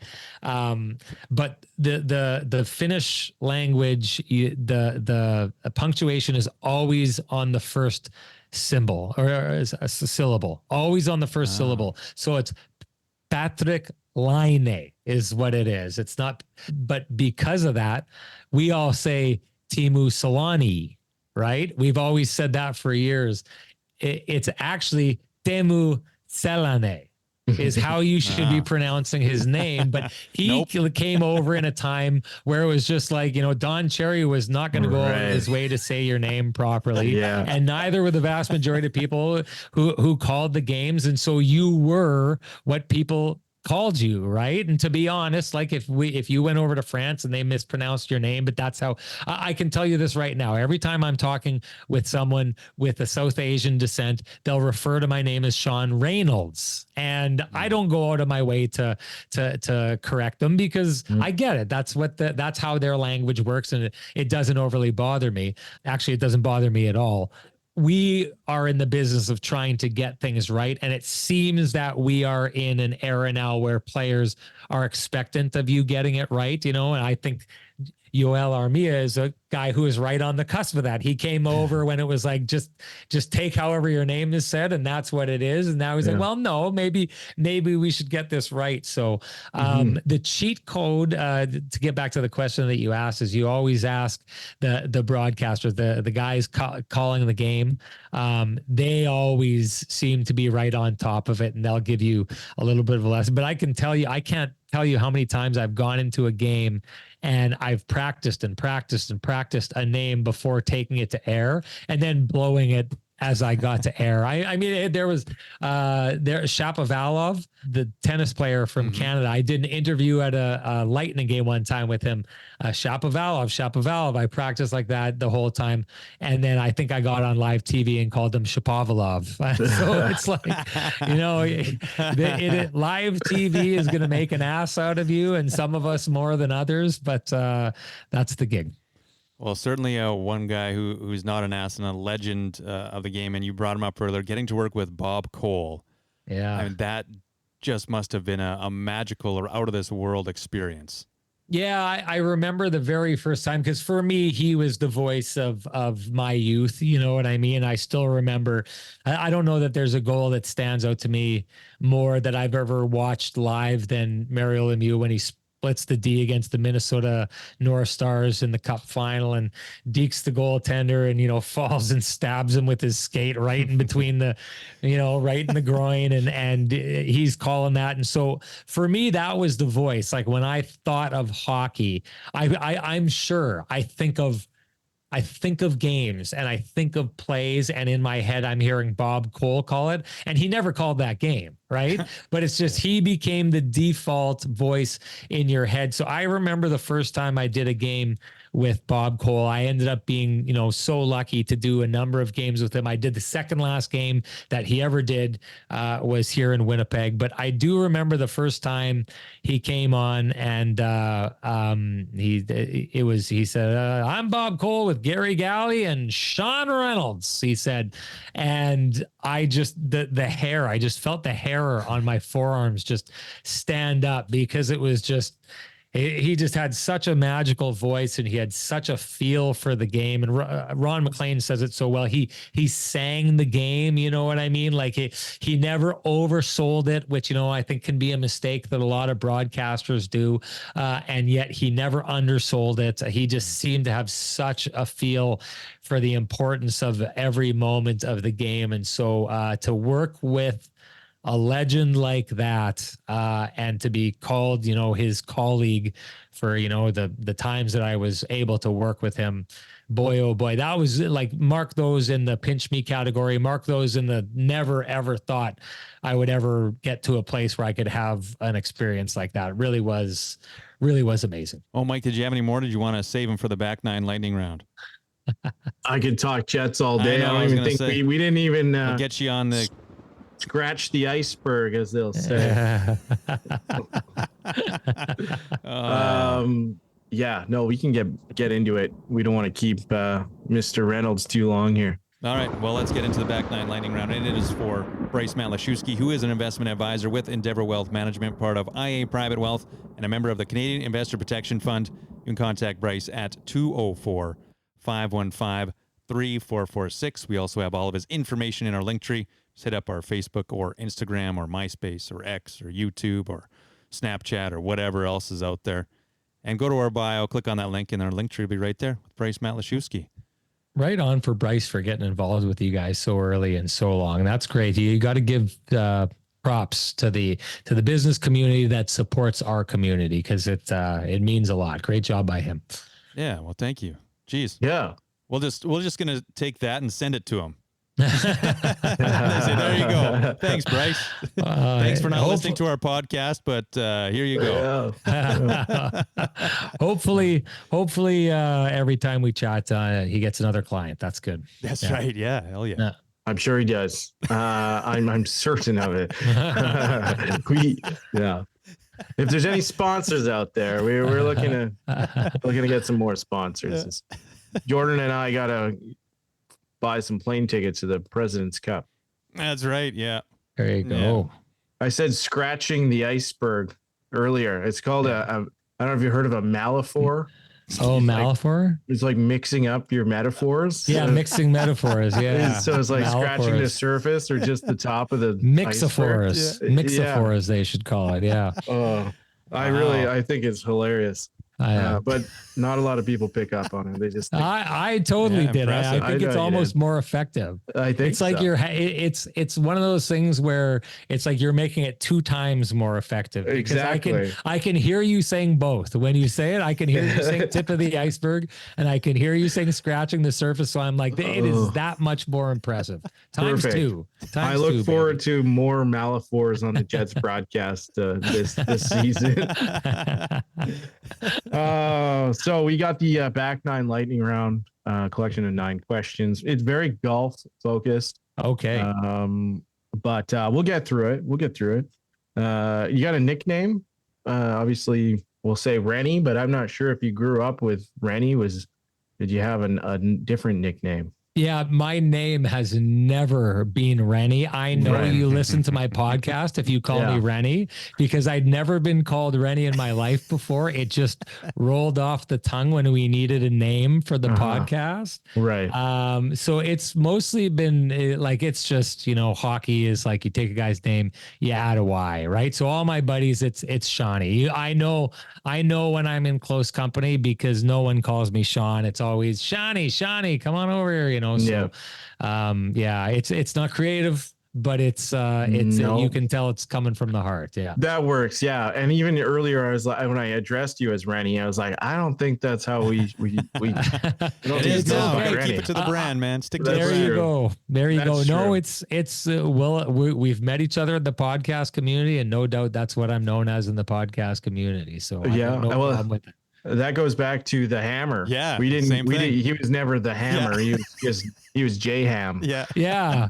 Well, I always called him Hammy. Everyone started calling him Hammer, and I was like, "Is it really Hammer?" I actually, it's funny. I called him up one day, and I was like, "Listen, I've been calling you Hammy for years, and like, should I be calling you Hammer? And if you tell me to, I'm not going to, because the one thing is like, you don't get to pick your own nickname. You're like, right. guys, you're not going to call me. If I tell you to start calling me Crazy Horse, don't start calling me Crazy Horse. You know what I mean? Like you don't get to pick your own nickname. But I thought it was strange because he was Hammy to me for years, and then all of a sudden I started hearing him called Hammer, and I said, I'm not going to change it, but does it bother you? And he's like, I don't know, it's whatever I'm called, that's what I'm called. It kind of helps you know who you're talking to when people call you different things. That's true. That's true. I'm not making this much of a lightning round, am I? Well, that's the glory of it, because it's never a lightning round. It's I don't know. It's a hurricane. Slow hurricane. Slow moving hurricane. A tropical storm. So first one, have you ever got a hole in one? No. I mean, the closest I've ever been was where we saw the group behind us at Niagara hit, and I'd hit a pretty good shot on there that I think we all thought was like rolling towards the hole, but it's one of those ones you're like, oh my God, it's right there. Is it going to go in? And then you get there and it's 10 feet from the hole, right? It's just lined up with it. Right. But then that's the closest I've ever been, was the round we did this year when the group behind us got a hole in one. Yeah. Yeah. It was impressive. Right in Mike's backswing. I forgot his name, but we did mention him. Colin Skoleski. You must have talked about him on that. Yeah. Colin Skoleski. We met him after the round there, and he bought us a beer. I think he did anyways. Wow. Yeah, apparently we didn't unofficially have to pay for that beer. A hole in one round. So you should have stuck around instead of busting away. You got your hat and left. No, well, hey, I felt like I just robbed the bank. I got the true gold there, guys. Do you have I think we kind of went over this. You have different tiers of balls that you play, but you have a particular ball that you prefer? No, I can tell you, like, from experience, I feel like I can pull a ball out that's been in the water for 2 weeks out, and I can hit it just as far as I can hit a Pro V1. I don't know. I've never been, used, like, I'll pick up garbage balls from the woods all the time and I'll use them, and it doesn't seem to take a yard off of what I hit. I've had buddies say, man, imagine if you'd have hit that with a new ball. I don't see a difference. I don't see a difference at all. Yep. That's good. Mm-hmm. You're taking the marketing out of it, and it's all mental anyways. That's right. Yes. Favorite course to play in Manitoba? I think we kind of touched on. I really like Rossmere. It's in my neck of the woods, and I really, really like Rossmere. There's a lot of really, really great holes on there because it's close to me. I like getting there. Mm-hmm. Really enjoy playing Rossmere. It's a really, really fun track.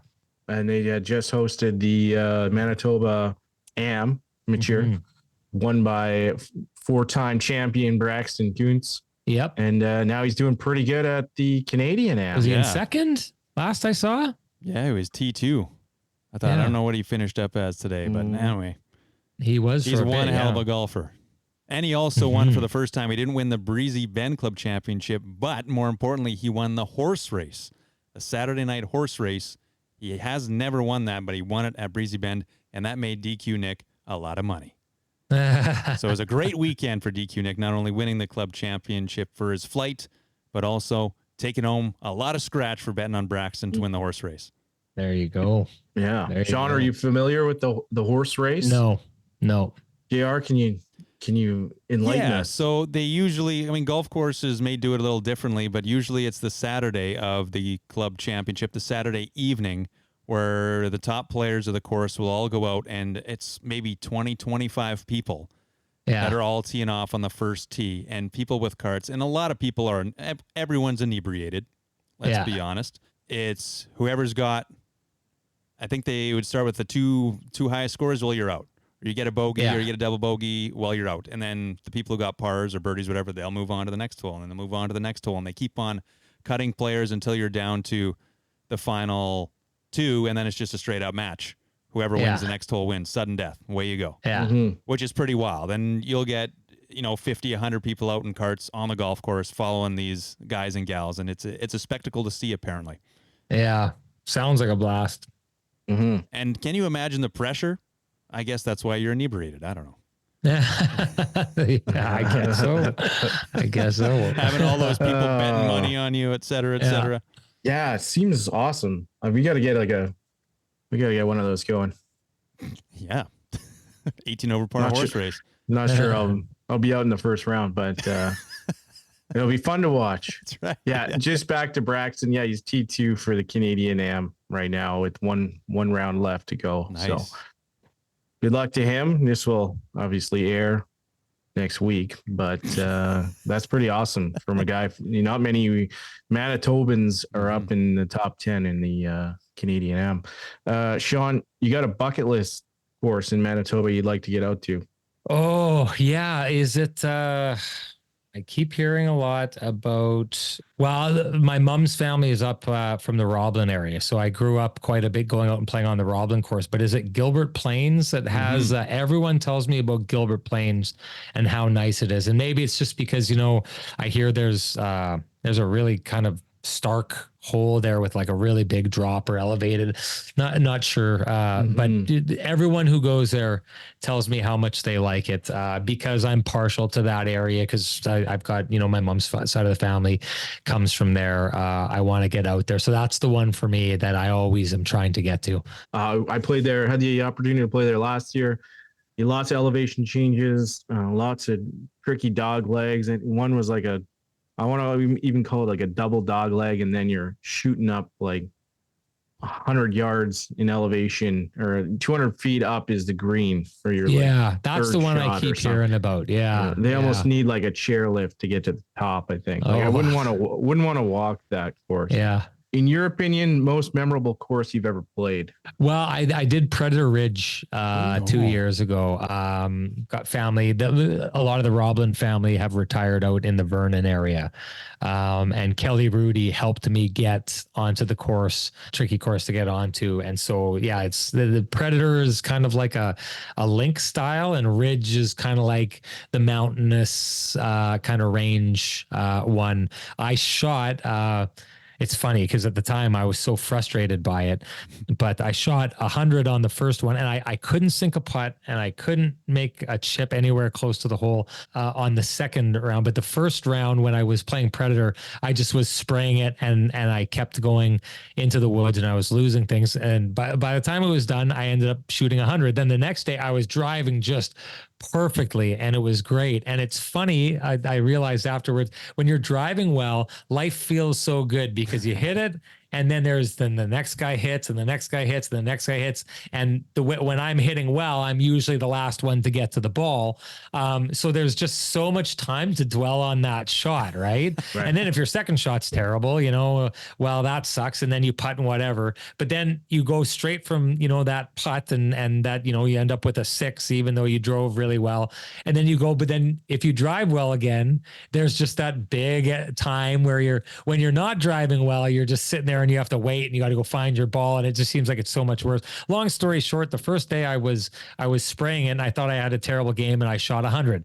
The next day I was driving it well and thought I was having a great round and got off and I shot 100, right? For both days. So, but a memorable course because both of them are really gorgeous. They make it like a day at the spa. For golfers, it's just so nice the way you're treated there, and all the things you get to do on there. So really, really memorable course, a lot of fun. If anyone is a diehard golfer, I'm sure they don't need me to tell them if they're in that area to get out on Predator Ridge. And you had the name drop of Kelly Rudy, so Mike loves a name drop, so that's always nice. I love the name drops. Yeah. I realized when I said it would sound like a name drop. It was one of those things where if I think Kelly ever heard me not say that he helped me out there, that it would seem like I was being very ungrateful. So that was, I'm very grateful, Mr. Rudy, name drop, not, so I was out there and Kelly Rudy, Kelly Rudy he didn't come out to see me. He just said, call this person, tell them that you know me. So there you go. Yeah. I name dropped at that time. Let's say I gotta watch my toes with all these name drops going on. Yeah. We're just scratching the iceberg. And then Shaq came. Yeah. So me and Charles Barkley are out there having a playoff hole.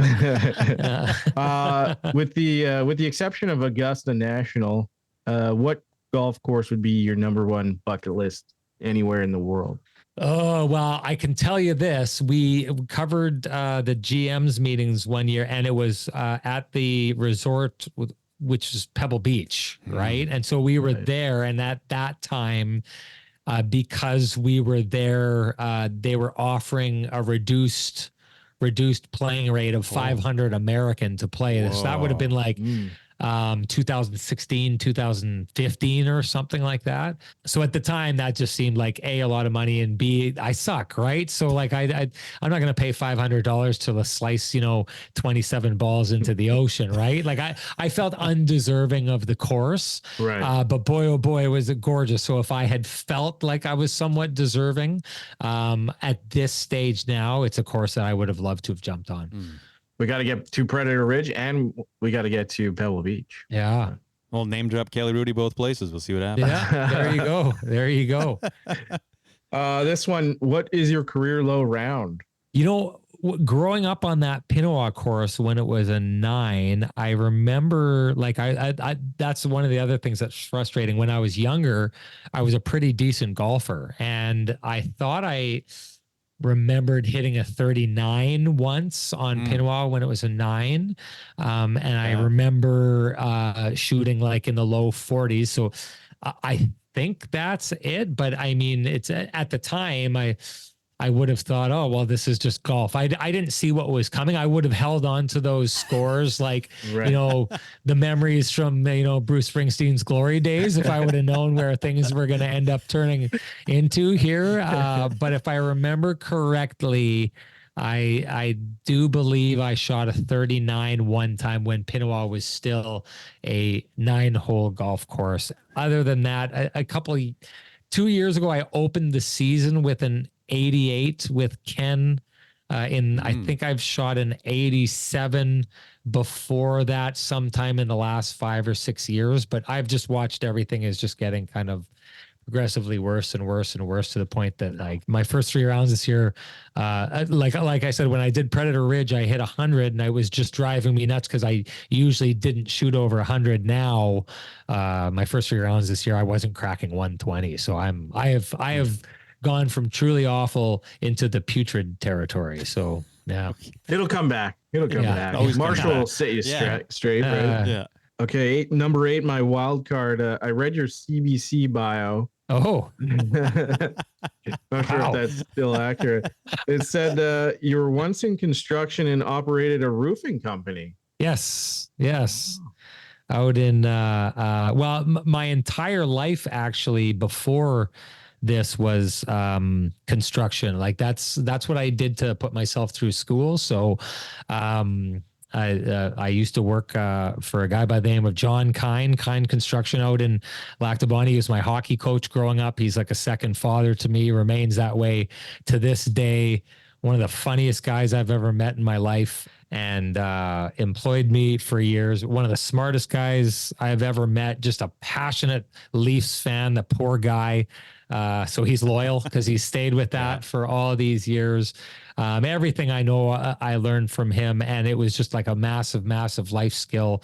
And I took that. I worked for Peter Kiewit and Sons, which you'll notice is the logo on the Colorado Avalanche helmet, because that's a company out of Denver. And I went and built diamond mines up in the Northwest Territories, and poured the runways in Calgary Airport, and built bridges in Golden, BC, and did a lot of industrial construction. And to the point that I was thinking at one point of leaving and just becoming a ticketed carpenter. But the one thing that I do know, my brother-in-law is a carpenter. One of my really good buddies I always talk about on the podcast, who's the coach of Niverville Nighthawks. He's junior A coach there. He's a ticketed carpenter, and they both have like this.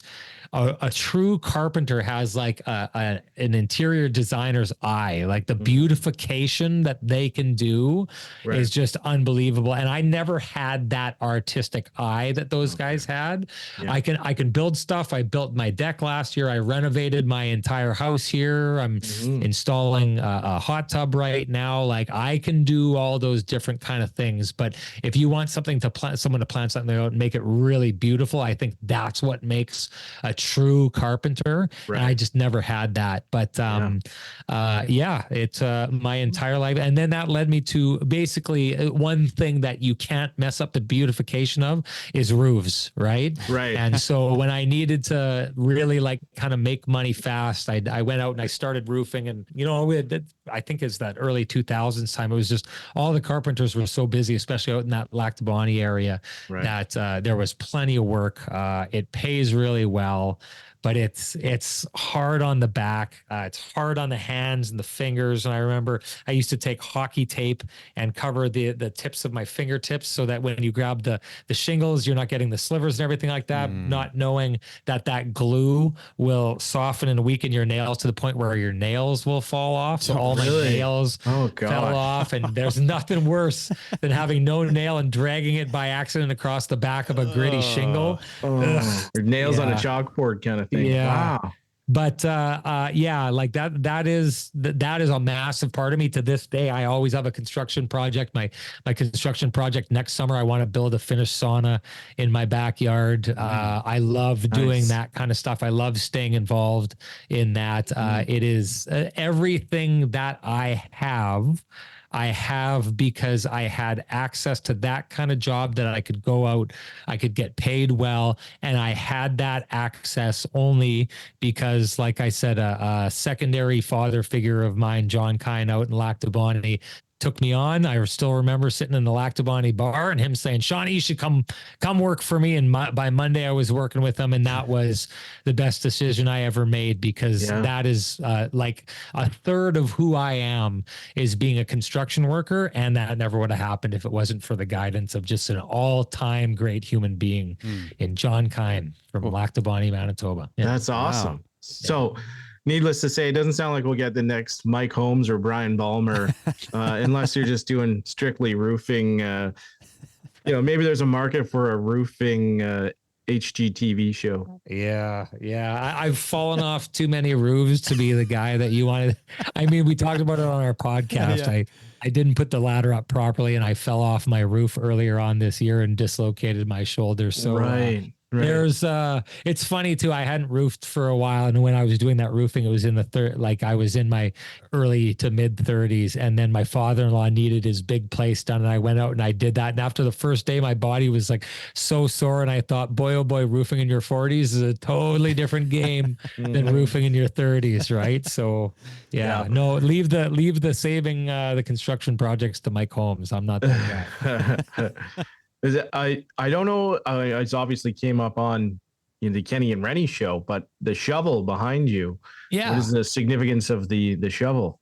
One of the sponsors that we had at one point was Home Field, and they wanted to have something that they wanted to give out something that kind of stood out, right? And so these are these like trunk shovels. You throw them in your trunk in the wintertime, and if you get stuck, you can kind of help dig you out. And so for one of the seasons of Kenny and Renny, we would hand out the award for the Dig Deeper comment. If someone said something on the show that was particularly insightful or funny or whatever, we would hand out the Dig Deeper award and hand these out. So we did get a couple of folks who sent us pictures after they won it, and they had like essentially attached them to their home trophy cases. Yeah. Right? And so what we started realizing is some people, took it as like it was a status symbol of, if you will, of like, like when we went out golfing last week, sorry, what was the name of the guy that we were Terry golfing James. with? Yeah, he took us out. He had no idea who I was. You guys were like, "Oh my God," like he's like bending down and like,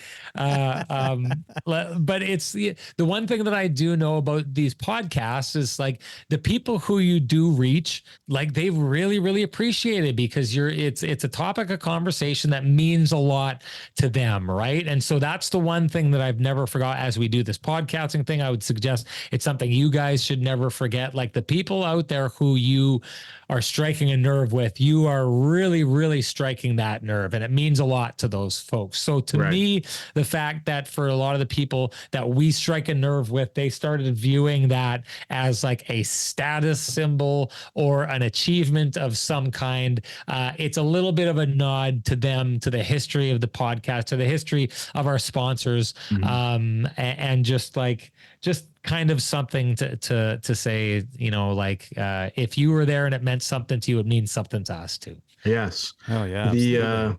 There's an elusive, and I like watching them live, the podcast, and I won't go too long into this, but watching your show live, watching the Hustler show, Winnipeg Sports Talk live, and then especially on Fridays, they got the marble race. Yeah. And I've never won the marble race. And, you know, it's like 3:30 on a Friday. Yeah. I got it at work. You know, I block off my Outlook calendar, make sure I don't have any meetings during then, because I'm just kidding. But yeah, I mean, to win the marble race, that would be That's like winning the Masters. It's huge. It's absolutely huge. It's those kind of things, and it's good because the people who take part are the people who make that kind of stuff special, right? So it's one of the things that we've really done on our podcast is we've really tried to enrich the audience. I mean, like, you know, we were giving away these shovels. We give away 8 packs of lamplighter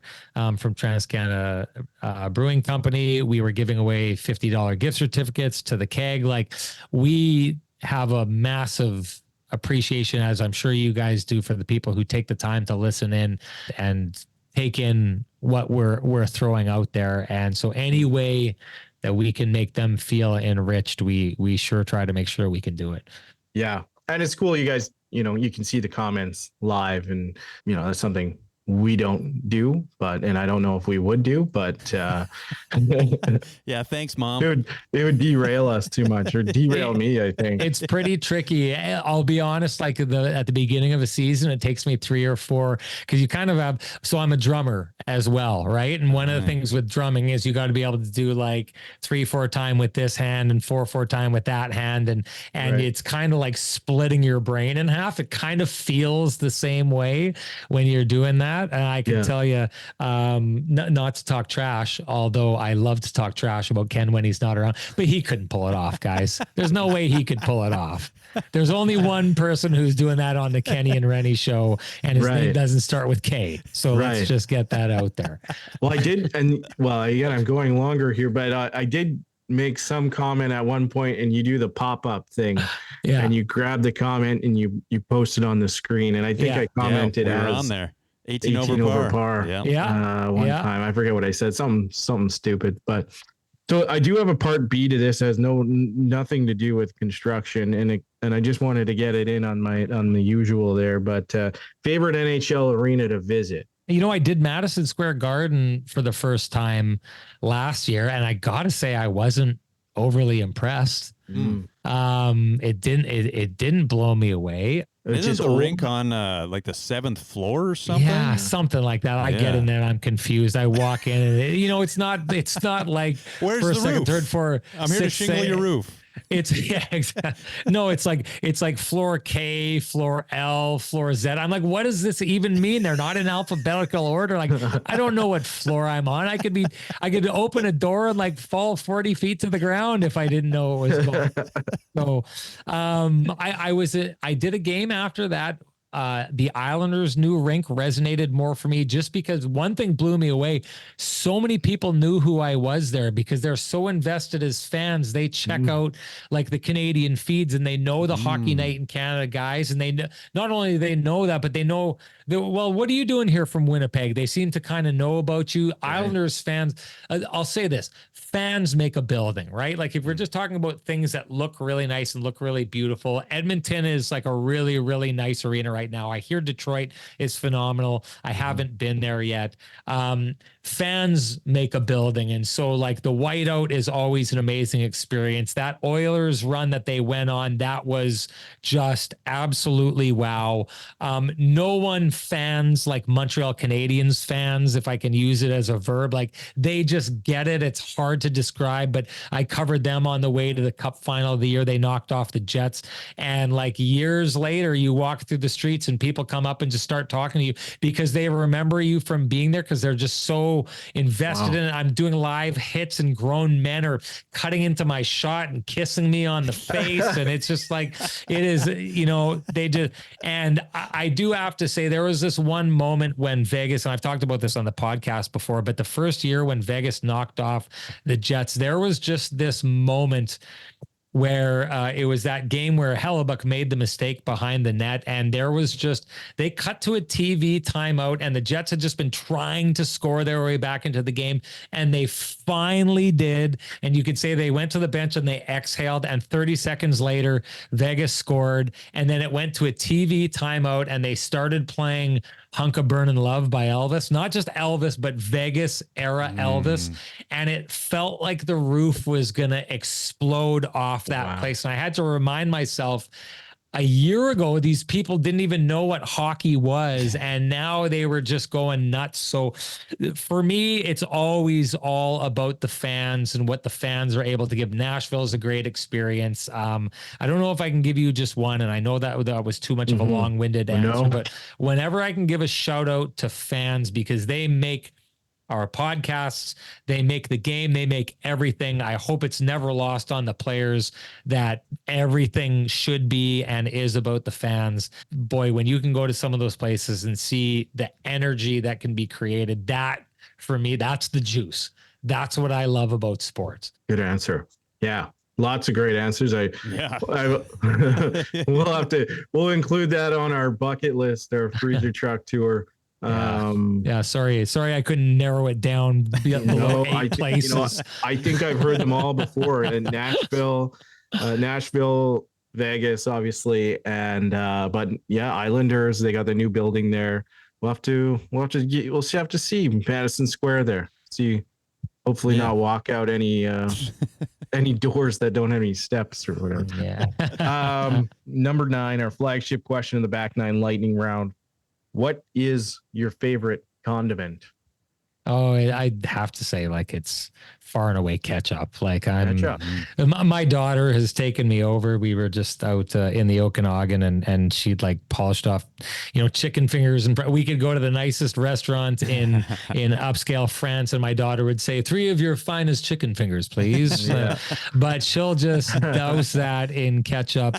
And I thought I was bad. She's worse. But honestly, like people would look at me with a slanted eye if she wasn't eating beside me. So it would be ketchup. Yeah, far and away. I remember like a number of years back when salsa passed ketchup as the number 1 condiment, and that just blew my mind and didn't make sense to me. When you're sitting down and you're having salsa, you grab chips and salsa, you're having like a big bowl of salsa, right? So I can see you use more salsa when you're eating salsa, unless you're my daughter, who would probably eat more ketchup than a bowl. Good answer. Oh, wow. And just a regular ketchup, right? We're not talking spice, just regular standard old ketchup. Has to be Heinz. I remember my mother-in-law would always complain because I'd say, no, it has to be Heinz. So one time she went through the trouble of draining an entire new bottle of Heinz ketchup and putting Hunt's ketchup in there. And I showed up at the place and we were eating something, and I took the first bite and I had a little bit of a look on my face, and I took the second bite and I turned to her and I said, I know what you did. And she was like, how could you possibly know? But like, I knew that it was not Heinz ketchup. Oh, that is impressive. That is a refined ketchup palate, if I would say so. I grew up in the 80s. I grew up in the 80s doing the Pepsi versus Coke challenge. And I think you only got the gift if you picked Pepsi. So I got to know the subtle differences between junk food. Right.